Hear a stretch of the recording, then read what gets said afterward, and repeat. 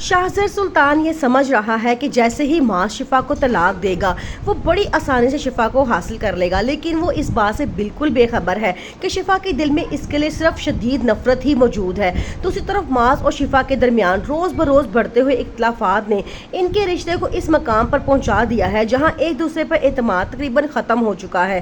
मास भी शिफा के रवैये को गलत समझ रहा है। इसे लगता है कि शायद शिफा शाहज़र सुल्तान को पसंद करने लगी है और उसकी दौलत से मुतासिर हो चुकी है, लेकिन हकीकत इसके बिल्कुल बरअक्स है।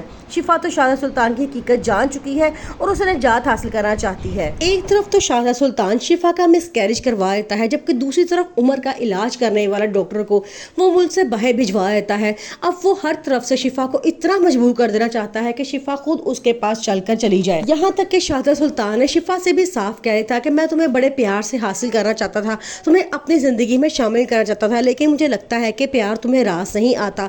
अब मैं अपने तरीके तुम्हें अपनी जिंदगी में शामिल करूंगा जो तुम बर्दाश्त तक नहीं कर सकते। शाहज़र सुल्तान शिफा को हासिल करने की जिद में इतना आगे निकल चुका है कि वो शिफा का मिसकैरेज तक करवा देता है।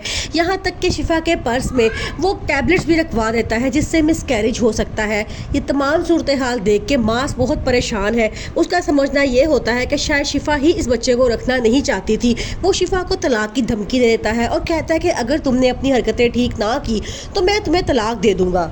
शिफा के लिए मुश्किलात आए दिन बढ़ती ही जा रही हैं। उसके बैग से उन मेडिसिन का निकलना शिफा के लिए बड़ी परेशानी खड़ी कर देता है।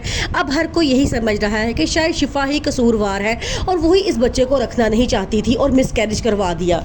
शाहज़र सुल्तान शिफा के लिए मुश्किलात इतनी बढ़ा देता है कि अब उसे समझ नहीं आ रही कि वो किस तरह सबके सामने शाहज़र सुल्तान की हकीकत साबित करे। शिफा पहले ही बहुत परेशान है क्योंकि उसका अपना शौहर मास भी उसकी किसी बात पर यकीन करने को तैयार नहीं है, बल्कि